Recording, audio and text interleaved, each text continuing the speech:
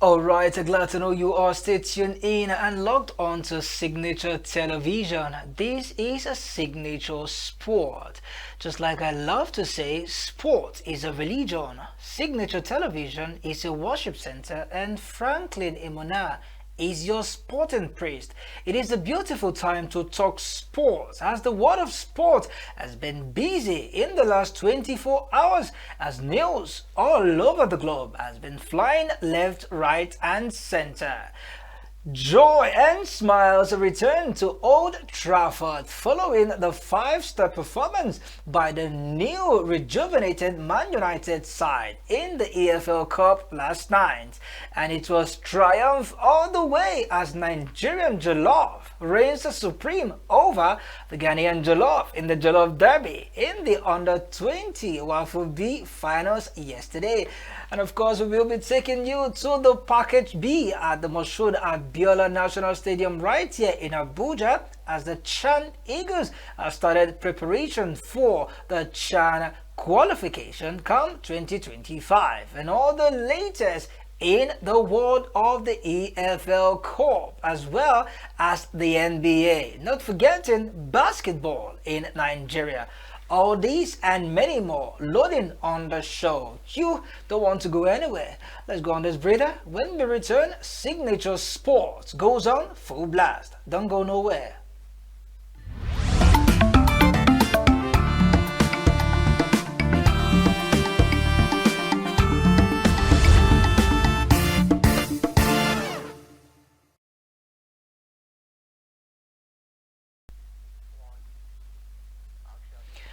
Alright, welcome back to Signature Sport, and this is Signature Television. Let's begin the show from the local scene as it is our custom.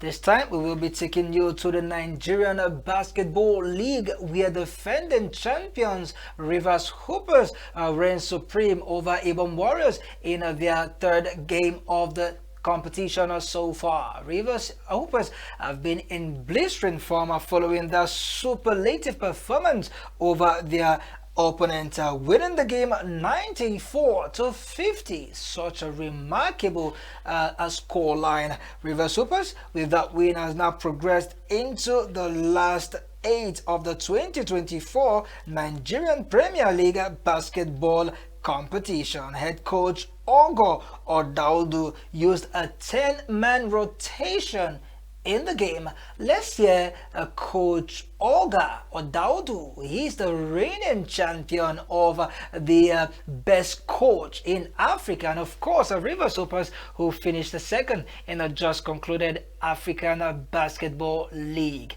Let's hear him speak to us after the victory yesterday. Well, that was our target initially from the get-go, so we're happy that we've accomplished it. We still have a long way to go. We're trying to get better by each game, so we're happy that we're in the final 8 now, but we still have some more great games ahead that we need to play. We're going to take each game as it comes. Our target is to win every game. Don't forget that we're getting incentives back home for every game that we win. So we don't want to throw away money like that. Our target is we want to win all the games. But right now, the only game that's on our mind right now is Lagos Legends tomorrow. We'll think about the others as they come along. And like I said, we're going to get better by each game. Everything worked in our favor today. The shots were dropping. We played fantastic defense. I'm hoping we're going to build on that tomorrow, heading into the game against Kwara on Friday. A happy coach, Coach Ogo Daudu speaking to us following his impressive win over Ibom Warriors yesterday.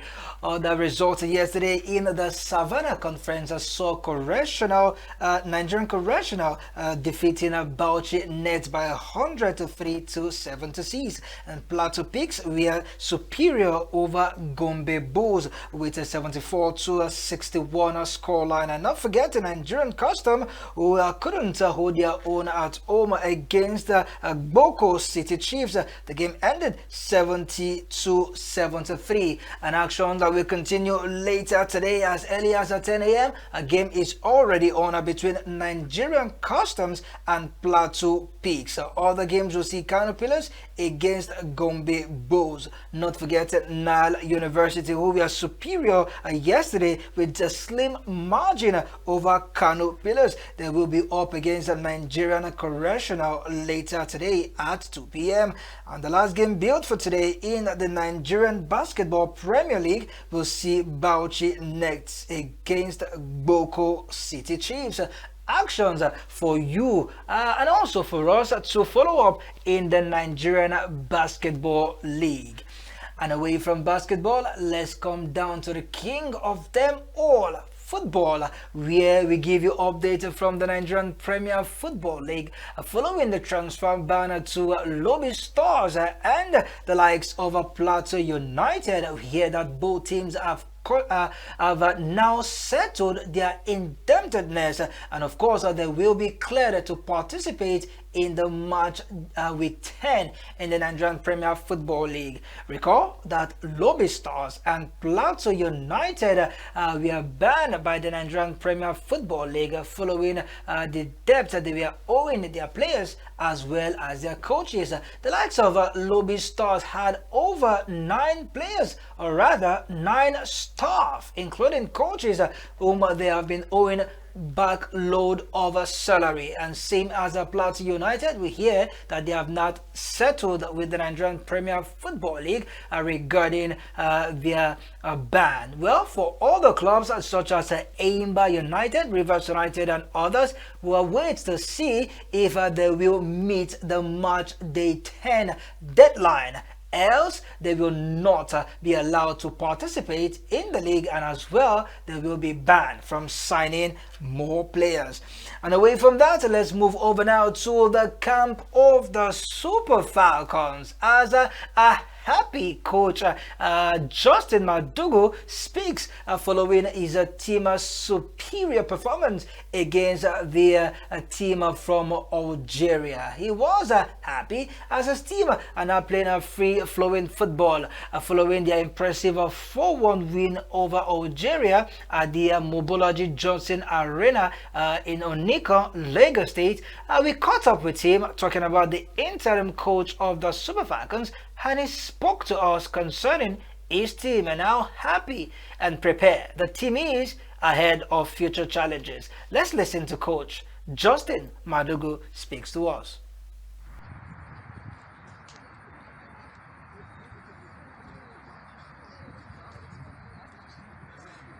All right, I will definitely bring you up to speed with that one concerning the head coach of the Super Falcons. And one man joins me live on the show. Mr. Kelvin Sadua was a guest on the show yesterday, and he makes a return today. He says he has some unfinished business with us, and yeah, he's talking to us on Signature Sports. A very good morning to you, Mr. Kelvin Sadua, all the way from River State, Port Harcourt. Abuja. Thank you for having us today again.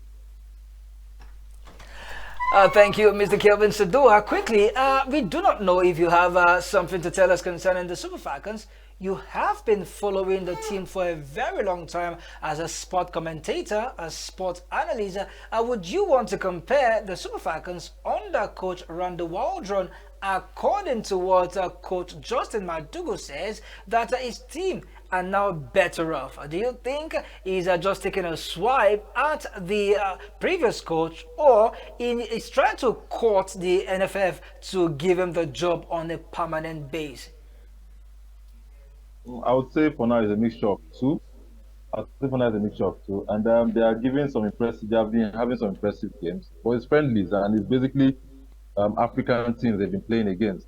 They haven't really been tested, so I wouldn't judge him that he's good for the Super Falcons. I wouldn't say he's the best fit for the Super Falcons, but with time. However, I do not like coaches who just talk too much when they have done little. I mean, let your actions speak for you rather than using your words to justify yourself. So that's what I have on it for now on the Super Falcons.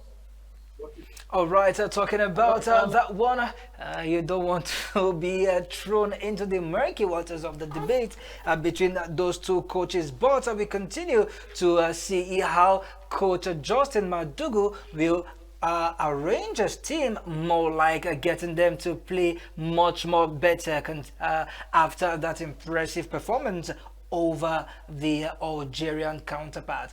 And okay, from there we move over now to the Package B Stadium right here at the Moshood Abiola National Stadium, where the Chan Eagles are currently in camp, fine-tuning all of their strategies as they prepare for the 2025 China qualifiers. Camp opened up yesterday, and we saw some names as well as some players having a feel of the turf. Let's see some few clips of those players as they get themselves in sync with other teammates.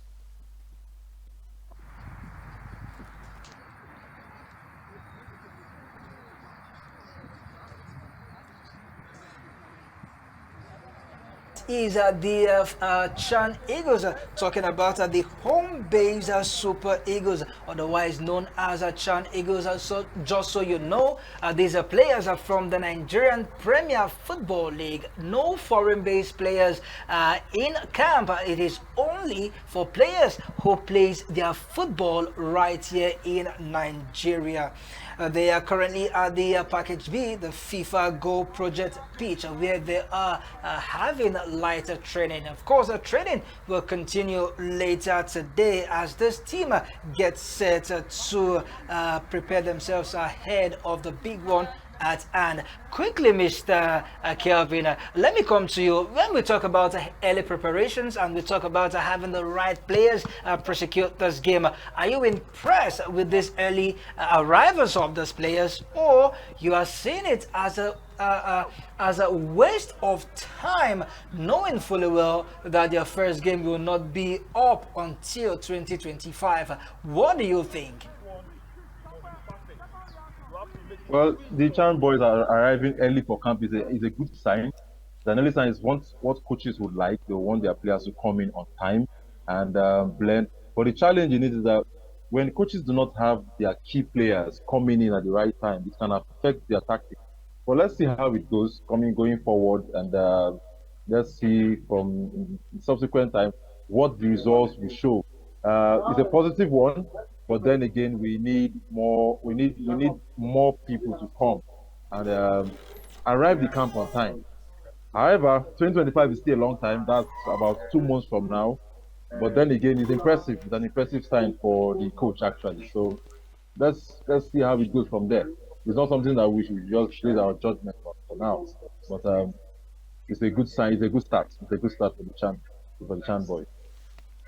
All right, I love that optimism from you. It is a good time and a good move by the Nigerian Football Federation. All right, let's come back to the country, but this time let's just move away from Nigeria to Lome in Togo, where we saw their blistering of Flying Eagles, yes, over their Ghanaian counterpart. It is official for now that Nigerian jollof rice reigns supreme over the Ghana jollof rice, as one man talking about Kparobo Ariari, talking about the one whose teammates have now nicknamed Kparogo, no longer Kparobo, but now Kparogo, following his heroic over the Ghanaian counterpart. Twice he has now been voted as the Man of the Man award, Man of the Man player, talking about the best player in the game. Yesterday, his brace settled the difference. Before we get to you, Mr. Jeffrey, before we also get to you, Mr. Calvin, let's look at the superlative performance of this young man, talking about Kparobo Ariari. His brace he scored over Ghana yesterday to give the Flying Eagles a 2-1 win. Let's watch this go. Megari qui s'appuie, attention Megari en profondeur encore, le centre de Megari, pour qui attention, la frappe, attention, et voilà, l'ouverture du score pour le Nigeria, et c'est le joueur, notre ami,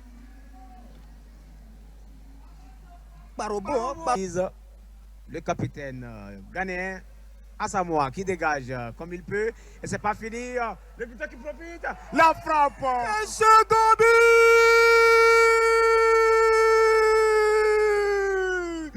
Le doublé.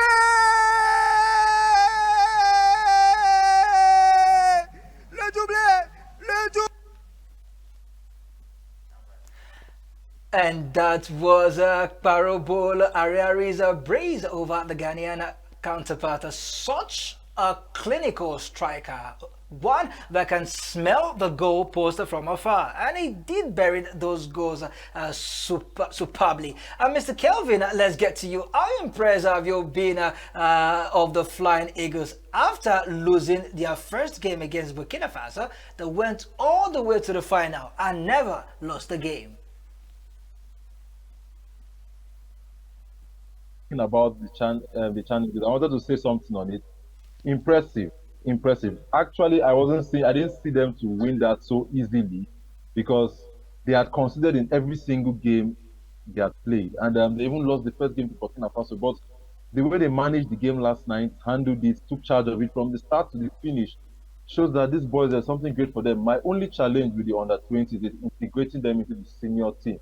I mean, the NFF needs to work on a football pattern for the Nigerian Football Federation, right from the under 17 to the under 20 to the senior team, even the under 23 Olympics, so that when these boys graduate from the under 20s, they can easily blend into the Super Eagles and keep playing from there. Because no doubt about it, the same people you play in the under 20s ordinarily ought to be the same people you play in the senior team. So the NFF needs to work on these boys and try and see how they can integrate the key players. Our man Kparobo, the captain, super performance, wonderful performance, and seeing them, watching them celebrate again, celebrate the trophy is wonderful. Defending their title, I hope the future is promising for them, and I hope they can take it on from there. Absolutely. Let's come to you, Mr. Jeffrey Obrigado. Good to have you join us on the show. Welcome to Signature Television. And quickly, let's hear from you. Coach Aliu Zubeiru got the job to be the manager, or rather the coach of the Flying Eagles, following his superb performance with El Kanemi Warriors, helping them gain promotion into the Nigerian Premier Football League, winning the President Federations Cup, well known as the Nigerian's version of the FA Cup, and now he is the champion according to the Wafu B competition, that is the West African Football Union. 2024 has been an amazing year for Coach Aliu Zubeiru. Should we say round peg in the round hole for the NFF, or you think this is just a fluke? Coach Zubeiru, good morning, my good friend. Coach Zubeiru is one of the best I've seen. Don't forget, he has promoted two teams into the Nigerian Premier League, Gombe United and Economy Warriors. He's a fantastic coach that has his identity. He's a superb coach, tactical wise. He's very good. You can see what Economy Warriors is doing inside the Nigerian Premier League. He's a fantastic manager. It's not a fluke. I told you before, Coach Zubeiru is one of the best coaches we have now in the country. He has proven it beyond doubt that he's the best. Look at the tactical play from the boys. You see the selection, the pick he has done when it comes to this tournament. He picked the players based on form, without sentiment, and based on performance. Our striker that is giving us so much goosebumps. I followed that guy from beyond limit. He has been an exceptional menace, and Coach Zubeiru identifying that guy as one of our top elite players in this competition shows how good he is. So I'm not surprised by what he has done, and I believe he should be given more opportunities and more engagement, more top jobs in the country. These are the kind of coaches we want NFF to select and the Nigerian Football Federation to help in giving us such coaches that can be able to deliver, not coaches that are only on mere papers. This coach is a fantastic coach, and I'm really pleased from him. Like, I'm definitely pleased from the boys to get the result against Ghana. Absolutely. I love the fact that you had to give us a brief history on our hero, talking about Kparobo Ariari. Now let's talk about Kparobo Ariari.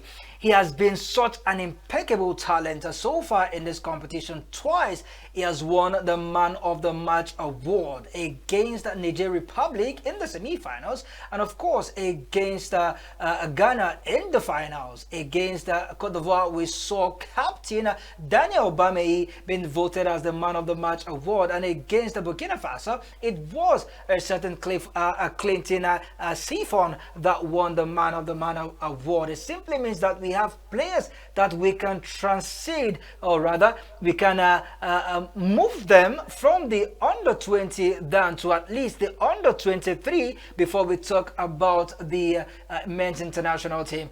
Do you see Kparobo and the likes of Daniel Bamei and others moving into the next phase of football in Nigeria, or you think they should just follow the likes of Wilfred Ndidi, the likes of Samuel Chukwueze, and just move straight to Europe? Which would you want to advise these players to do? Stay back, harness the talent, or rather seek for greener pastures in Europe? Let me talk to Mr. Jeffrey. What do you think should be the future for these players?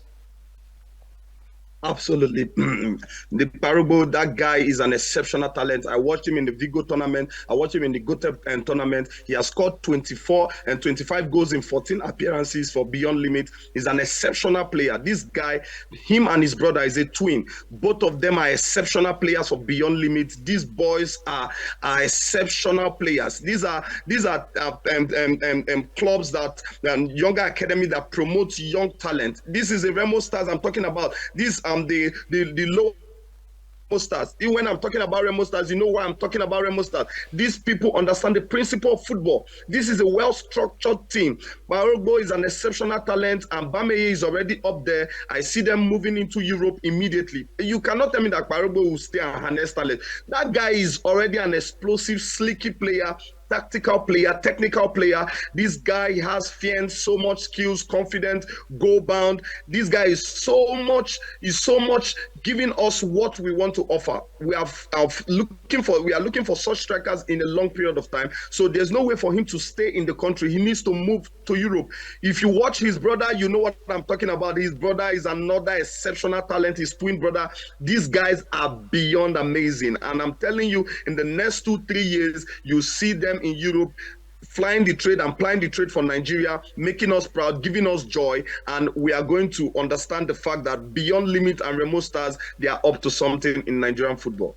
Mr. Jeffrey, you happen to speak like the media officer of Beyond Limit, and Remo Stars are giving them all the applaud for turning up those young talents for us.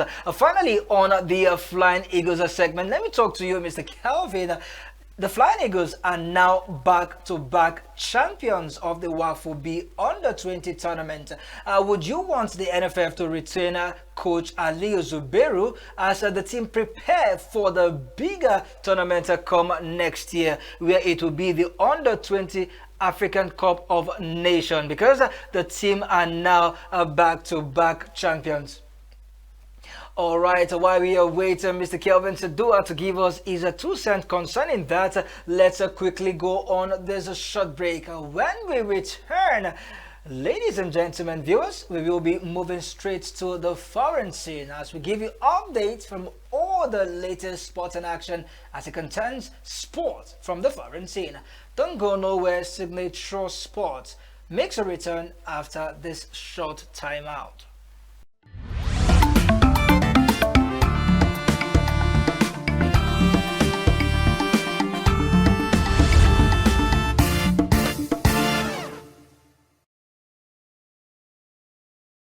Actually, what I think about the award is that there's speciality in the award, in the sense that Rodri is not better than Vinicius.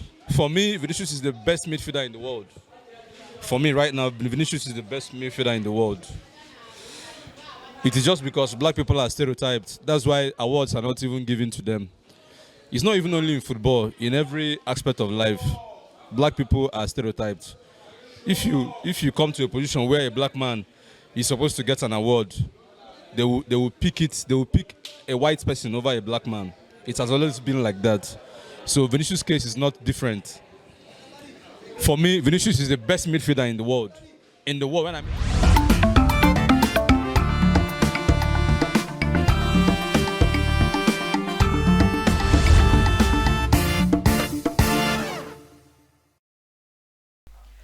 Alright, welcome back to Signature Television. This is a Signature Sport, and I remain Franklin Imona, your sports anchor, and I've been taking you around the world of sport in the last 32 minutes, and the show continues at this time from the foreign scene as we begin the second half of the show.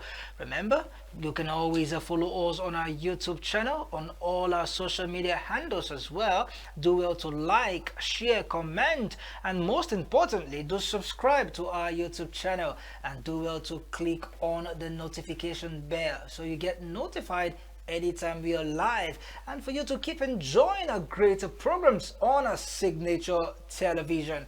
And with that, we move straight to the foreign scene.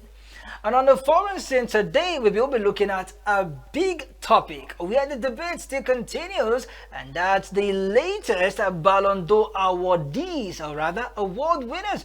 Talking about Rodri of Manchester City, Aitana Bonmate of the Spanish national team, who also won the female version of the Ballon d'Or. Not forgetting Barcelona and Spanish winger Yamin Lamar, who also won the Young Player of the Year, as well as other awards. Sometimes on the show later today, we will be delving into that debate.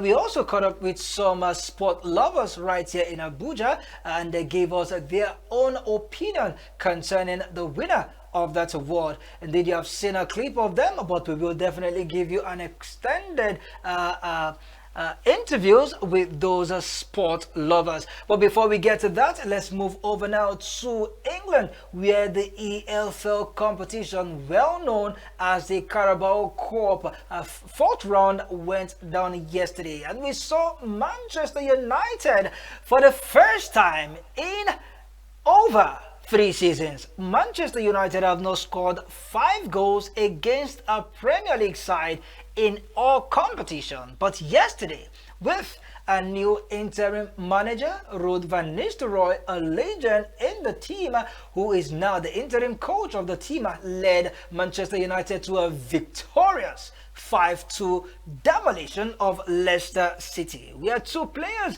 surprisingly 2 midfielders, got a brace in that one. Talking about Brazilian Casemiro and Portuguese captain Bruno Fernandes, who were on the score sheet. And not forgetting Alejandro Garnacho, who has not stopped scoring and stopped assisting, was also part of the goal scorers, as well as an assist provider. Let me talk to you, Mr. Jeffrey Obrigado. I'm excited were you following that 5-star performance from a team who is believed to be born again. Very excited, very excited. It's so exciting to watch Manchester United playing their free-flowing, flying football. This is Manchester United of old. This is the heritage of football. This is the heritage of England. This is an institution in English football. There is no football team in England that has done what Manchester United have done for the league. This is the best team in English football and the second most followed team in the world. Manchester United, this is what we know about Manchester United. High pressing, high flowing, attacking football, counter-attacking football. We go for the goals, attack, attack, attack. It's not what we are playing. We are playing a charade before, a shambolic football. We play football whereby we are watching the game and we are sleeping. This is Manchester United, and it's only pleasing to watch and to understand that someone who gives us joy when we are watching football at a younger cadre, Ruud van Nistelrooy, is the one that took us into the realms of glory, into the realms of ecstasy. I am so elated. I'm so excited. I'm so thrilling. It's absolutely amazing that Manchester United gave me so much goosebumps, and I slept and I was dreaming like with the angels. I'm telling you, it's beautiful to watch. And Casemiro coming back, Fernandes coming back, the tick is there, the young whiskey Garnacho was there, it was flowing, Dalot giving assists. This is really amazing, and it really tells the story that Manchester United, we are in a bondage, a covenant, that God really liberated us from this charade. I'm telling you, this is absolutely amazing, and All I'm so right. happy and pleased. I'm so All right, let's cross over now to the United Kingdom in England, where one man joins us all the way from London. He goes by the name Mr. Danny Fisher. A very good morning to you, Mr. Danny. Good to have you join us on Signature Sport on Signature Television. Good morning. It's a pleasure to join you and your team. And how are you? I'm doing very well. Good to have you, Mr. Danny Fisher. Quickly, let's talk about the game between Man United and Leicester City. It happens to be the game with the highest of scoreline. Man United haven't been playing a beautiful football in the last couple of matches, but with a new interim coach on hand, the team seems to be playing better. What do you think of Manchester United performance? Do you see this as a new United side, or it is a side that has already had this in them, but they were just waiting for a certain Eric Ten Hag to be booted out of the team? I think we United that was not the case. What we saw yesterday was just a reaction of players to a new coach.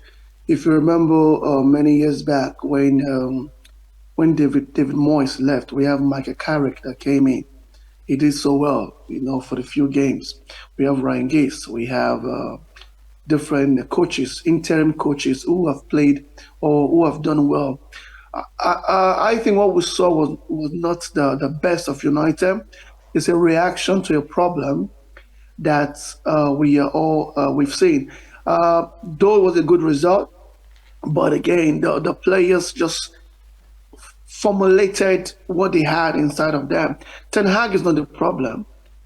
United hierarchy is the problem. If you look at the genesis of what has happened to United, then you understand what the players did under Ten Hag was just a reflection of that. Start for United. It's a big start for Ruud van Nistelrooy. It's a legend of United. It's a legend of the game. But again, uh, you have to look at United holistically for you to understand what the problem is. I think Man United should learn from Arsenal what they've done. 20 years they won no trophy, and I don't think they'll win any trophy.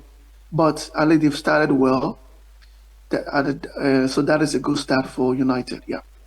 All right, we are pressed for time, but before we let you go, Mr. Danny Fisher, Man United will be playing a Tottenham Hotspur in the quarterfinals. In 1 minute, what do you think are the chances of Man United progressing into the semi-finals?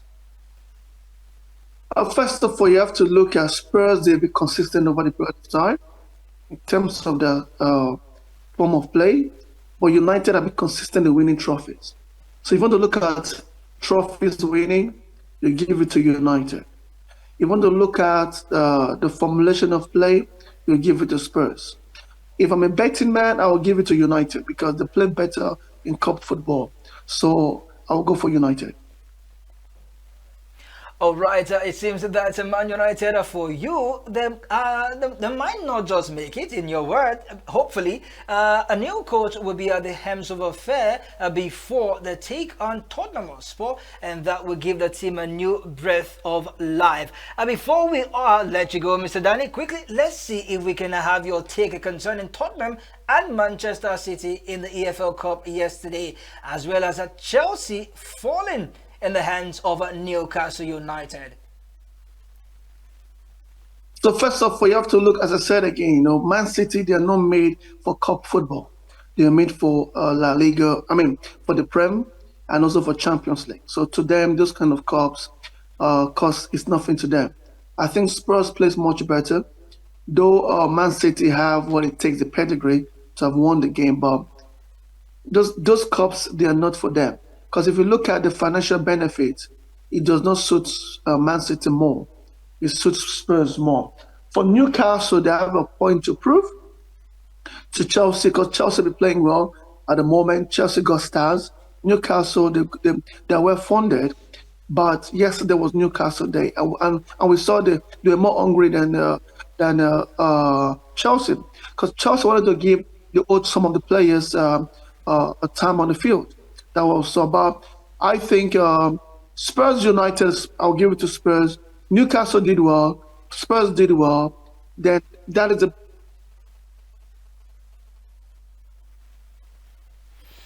that has Oh also wow, cost it them a game seems yesterday. our connection with our man is a little bit shaky. Can you hear me? All right, yes, yes, we are. Okay, I know you say you're short of time, but I was saying that Newcastle, they did a good game yesterday. I think it was 2-1, 2-0 yesterday against Chelsea 2-0, and Spurs also did well. So we are seeing a good team playing. Those teams are meant for cups. That is so you have to understand the project of every club. United is to win cups at the moment. Newcastle is to win cup. Spurs is to win cups. But for Man City and Chelsea is to win the Prem. So you have to look at how each club take, how each team take the game. A fantastic submission about you, Mr. Daniel Fisher. Thank you once again for joining us on the show. Hopefully, we get to have you more on the show. It's a pleasure to be all mine. Thank you very much, sir. All right, that was Mr. Daniel Fisher, all the way from the United States in England. He spoke to us concerning Man United performance in the EPL. Just so you know, the draws for the quarterfinals will see Tottenham taking Man United. Arsenal will be welcoming Crystal Palace to the Emirates. Newcastle United will play host to Brentford, while Southampton and Liverpool will slug it out for a place in the semi-finals. And now to the big one, that is the Ballon d'Or debate as it rages on. Let's see if we can take you, Mr. Calvin Sadua. What do you think Rodri winning this award? Was he a deserving winner or not? I'll say he wasn't the deserved winner. Outright, it's not a debate. But I wouldn't like to toe to the line of racism. It wasn't racism. It's just a case of Ballon d'Or being the Ballon d'Or. And like I've told people, the Ballon d'Or actually lost its credibility to me the moment when they started to change their standard based on Lionel Messi. Wherever Lionel Messi turns to, that's where they will give as criteria. Wherever there's Lionel Messi, the criteria will go.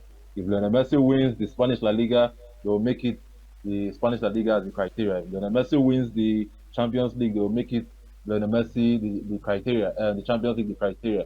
If he wins the World Cup, they will make the World Cup the criteria. So it's just they lost their credibility when they began to tilt towards wherever Lionel Messi came to, and you can see it. The season Robert Lewandowski won the German Bundesliga, the German Super Cup, and the German Cup. That was Lewandowski's season. But they didn't give it to him. Then they created a new award, I think Best Striker Award or so.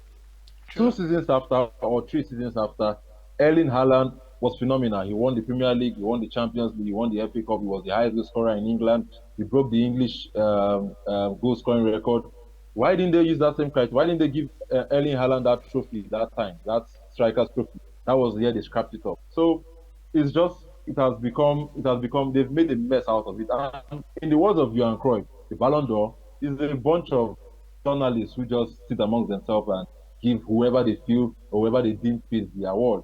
And I heard one journalist once said he didn't vote for Karim Benzema because Karim Benzema doesn't have speed on his FIFA game. I mean, so if the people who judge or who give the trophy is based on their shared sentiment rather than stats or anything, then it's not something that people should take too credible or people should take too much with so much regard. I think Cristiano Ronaldo has even long ago thrown away that trophy, and people feel it's just sentimental. But no, there's more to it than just that. So, congratulations to Rodri.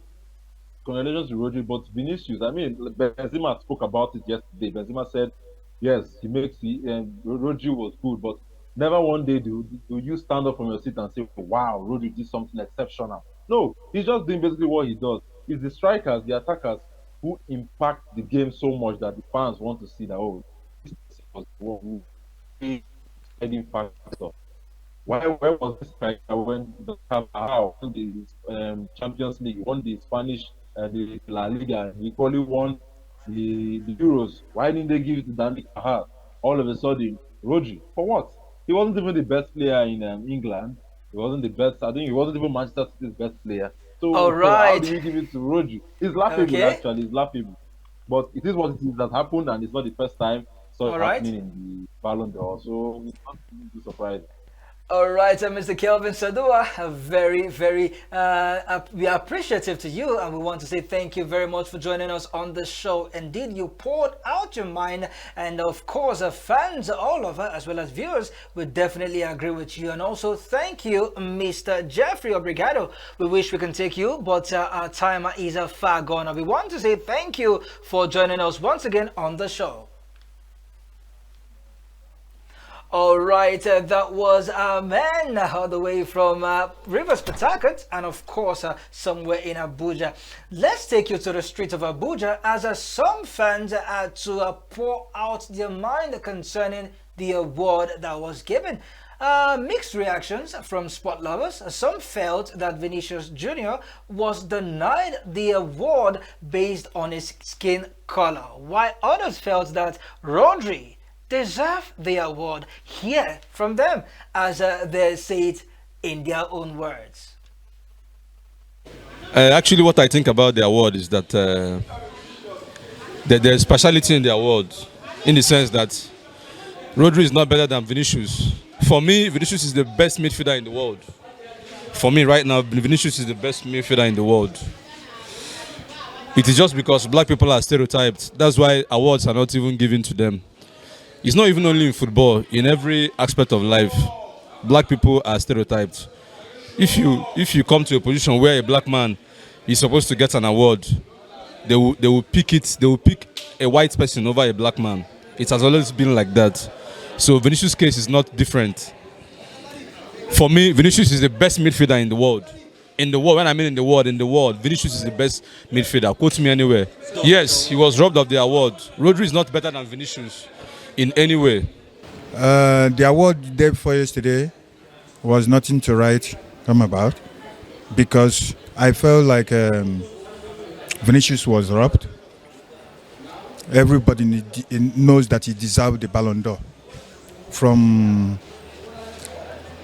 his hard working on the pitch and outside the pitch, and also for we, the fans of football. We know that he has been fighting for racism outside the pitch and inside the pitch as well. So a lot of things, a lot of contemplations. But at the end of the day, we know that time to come, they will compensate him for him to win the next one. The Ballon d'Or they give, through Nad Rodri deserve that Ballon d'Or. Because Rodri, now one camp player, he is the key player has for Man City. When if Rodrigo not there, Man City match, they no fit play anything. Now to just running escape to 1-1-0, they win their match. But Rodrigo last season, he was best player in the Europe. This Ballon d'Or shock everybody, because I'm think even that I'm calling Gino in Real Madrid the next Ballon d'Or winner. As they can't give a Man City player, I shock, because when 2010 they left Schneider and Iniesta, they give to Messi. So this one shock everybody too.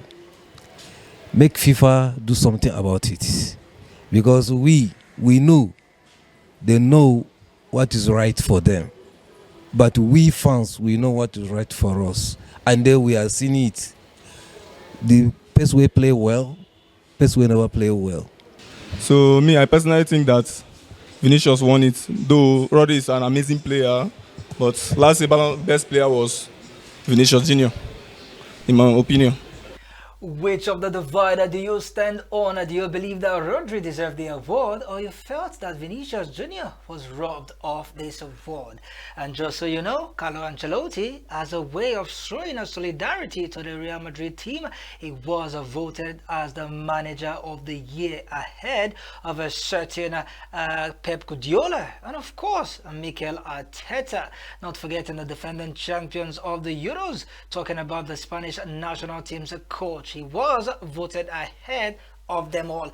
And as well as Barcelona's winger Lamine Yamal was voted the young best player of the year, where Manchester duo of Kobe Meno and Alejandro Garnacho finished third and sixth respectively.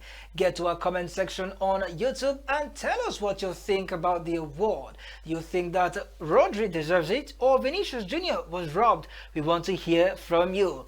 And away from the Ballon d'Or saga, let's let you know that Kelechi Iheanacho's opened his goal scoring account yesterday in the Copa del Rey against their opponent when he was a part of the goal scorers. Kelechi Iheanacho, who moved from Leicester City to join the Spanish side Sevilla, has not recorded a goal or an assist in as many games as possible, but yesterday he was in blistering form as he opened his goal scoring account for Sevilla since his movement in the summer of 2024. And finally on football, Victor Osimhen has rubbished talk that he will be joining Chelsea come January. Victor Osimhen, who left Napoli to join Turkish giant Galatasaray in the summer, a deadline transfer, I beg your pardon. He had to make that move on the final day of the Turkish transfer window after the windows in England and Italy has been shut out.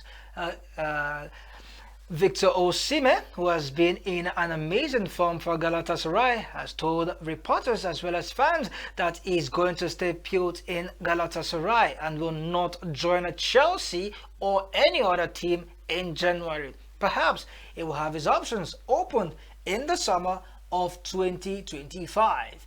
And just as we wrap up on the show, we will take you to boxing, where Nigerians knockout specialist Ife Ajagba's dream of fighting for the world heavyweight undisputed championship might just be very soon. Recall that Daniel Dubois, the defending champion, has an early 2025 date against Anthony Joshua for a rematch, but Anthony Joshua so far has not indicated interest in reigniting his rematch against Daniel Dubois, according to his promoter Eddie Hearn, and that will force the IBF, that is the International Boxing Federation, to pencil Nigerians knockout specialist Ife Ajagba to be the next man in line to challenge Daniel Dubois for the championship.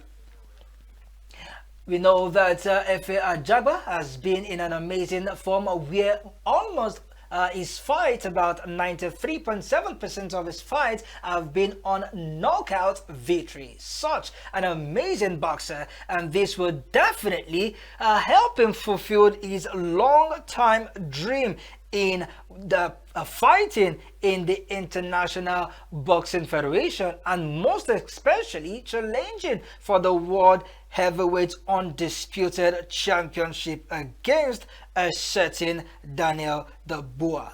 And finally on the show, we wrap up with boxing NBA, where Dallas Mavericks were in superb form against the Utah Jazz as they ascend with a 3-4 quarter win. The match ended in a 115-91 win for the Dallas Mavericks, with their point guard Graham Shah, who was in a blistering form for his team, scoring 38 points. The highest in the round of NBA for round 3. Dallas Mavericks continued their impressive form and continue to march on up. Next, they will be taking the Phoenix Suns. Meanwhile, it was the Celtic who continue to march on with their perfect start in the new season with a huge win over the Milwaukee Bucks. Celtic, who we are more or less the best side of the team in all of the quarters continue to show superb form in the new NBA season. I recall that it was at the end of the winning starter for the LA Lakers where LeBron James and Anthony Jordan could not help their team overcome their opponents 2 nights ago as they fell to a 105-97 defeat. And that's all that we can bring to you on a Signature Sport on Signature Television. That is where we drop the encore. Join us at the same time tomorrow on a superlative episode and of course an eventful program come tomorrow. Until then, keep watching Signature Television and keep following us on all our social media handles. We would love to hear from you. From me to you, I'm Don and I'm gone. God bless, no stress. On behalf of our producers and of course the man touching the right buttons in the MCR, we want to say bye for now.